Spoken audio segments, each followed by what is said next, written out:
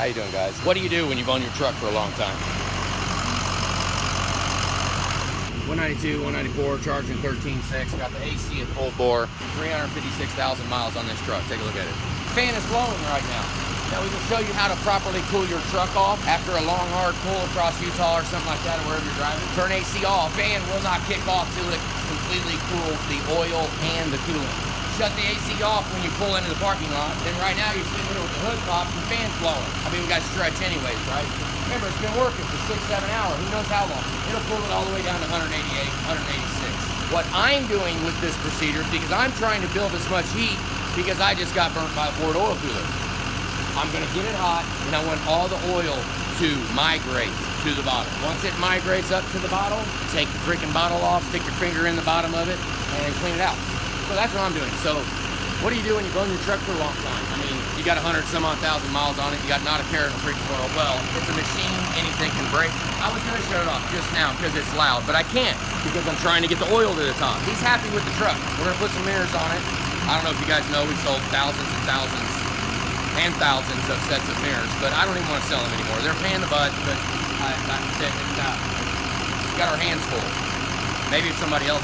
So we're gonna throw some headlights in it, throw some mirrors on it. Now I just thought of another idea. Let's hook up his upfitter switch so that he can pump this power takeoff up and he can get 1,200 RPMs. Because 1,200 RPMs, see, his is holding strong at 192. So the 1,200 RPMs will shut everything off. Shut the truck off so you can hear it because you need to hear this. 1,200 RPM is not good for warming up. Don't fire your truck up at even at 20-degree weather and think you're going to kick that upfitter switch up and rev your stuff to 1,200 RPM right off the bat. I mean, you'd have better luck just getting out of your truck, grabbing the chain out of the bed of it, and beating the crud out of the whole truck with it. So don't do that. Let it run a little bit. Let the automatic idle kick up if it's cold. Say your buddy needs a jump start. That power takeoff switch is perfect for that. Truck's already warm. It's a little high if you're gonna sleep in the truck or anything like that. It revs a little too high. We'd like to see about 1,000, but it kicks to 1,200, which is perfect for jump starting. It'll also do battery protection, whichever one you hook it up. We're gonna get under here right now. All you need, I think, 2 butt connectors and a piece of wire. And actually, I think I've done it before without even the piece of wire. I've done it with 1 butt connector. I mean, I'll take about $300 of these little guys all day long. I mean, I don't think I can get enough of these. They're freaking awesome. Dave's gonna love this. He is. That'll be cool. Move this thing out of the way to get to the upfitter wires. They're right there. The harness that actually feeds the upfitters, I believe, is this one. That one right there. Drop the box down and pull the plug out, and you got all kinds of it. And 4 should be orange with a blue stripe. It should be. And then the other one, and now let's see if I remember this, because it's white with a light blue stripe. So let's go ahead and hook it up, and then we'll see what all catches on fire. I don't even remember where it's at. It's over here somewhere. But we're gonna hook up his upfitter so he can rev it up. And then in turn, I get to rev it up right now to let the oil get hot. You know, it's always a greedy thing, and we want to do it so it makes our lives easier. But in turn, it just happens to make his life easier. It's the same thing we do with the trucks. We try to make the customer's life easier. Not everybody's happy though. Some people can't be happy. All right, let's finish this. Quit BSing around. Truck's broke. Well, it's broke because we can't put it at 1,200 RPMs anytime we want. So, like when I'm trying to jump start somebody in the truck. Oh, the fast idle. 07 will be the purple with a green wire. It's either the blue. Yeah, I don't mind that. He's got to work. On that white, this is 07. Come over here. Or.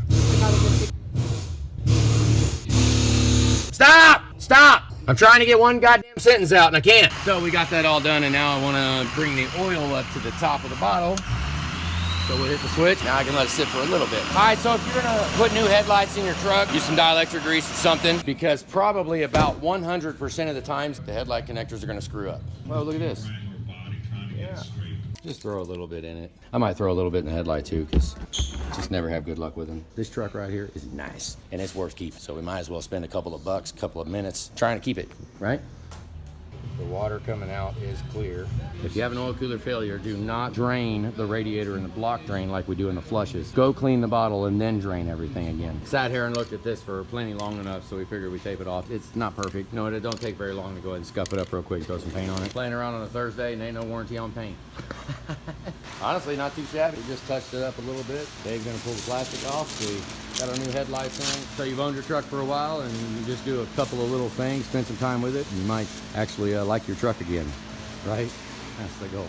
Well, they sent us one mirror and one fog light, and I don't see the problem. But Dave said absolutely. He can turn his eyes the opposite way. He can turn them like this, both out, and use both mirrors at the same time. So if he can do that, we need to make sure that he has both mirrors. We're gonna pick him up because they delivered one mirror. We haven't had any issues with the oil coolers clogging in multiple years. We just went down and finished up the little, the delivery, I don't know, all the stuff. Dave's right here with me. He's just hanging out. We've been talking about that little black spot. If you guys look in the video, you probably saw it, the little black spot on the front. That black spot's been there since we've known each other. Pretty much. What, 5 years? 6. 6 years, 7 years, maybe, who knows? Something like that. We don't have any issues with clogging oil coolers anymore. If I do, it's right after a job is completed. Because if I can drive it beforehand, then we're gonna do like we did to Joe's truck. We're gonna get the cooling system ready, which we did that for this truck too. Yeah, remember, I'm in stop and go traffic. It's dropping 195, see? The clogging of an oil cooler is no longer an issue. It's just not an issue anymore. I did say weld on that other video, I know. I don't know how they make an oil cooler. It looks like they might stamp it and fold the parts. I never made one. Look, it dropped even more, 194. You keep the coolant maintenance up. We did 100,000 miles. Like Dave, he's got 130,000 miles on it. We almost didn't do the coolant. Well, 130,000 miles on the rebuild, but there's 360,000 on the truck. I didn't reiterate that, did I? Yeah, no. I mean, when I edited it, I kind of made it sound like you had 130,000 miles on the truck. Well, actually, originally it was 130 miles on the truck. Yeah, 130. You made it a whole 130 miles. Yeah, woo! That. I mean, that's. So, how was your experience picking up parts today, Anthony? Oh, absolutely. Okay, I had to tell her that don't worry, you will never see me down here again. Absolutely, he said that. Don't worry, let's just get through this right now, and I promise you'll never freaking see me again. Let's get back here, let's get this done.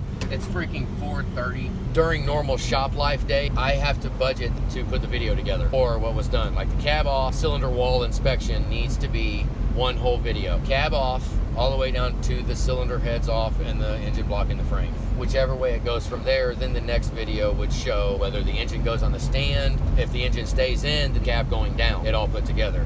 And on cab going down, I would probably post it unlisted so that the owner of the truck can see it.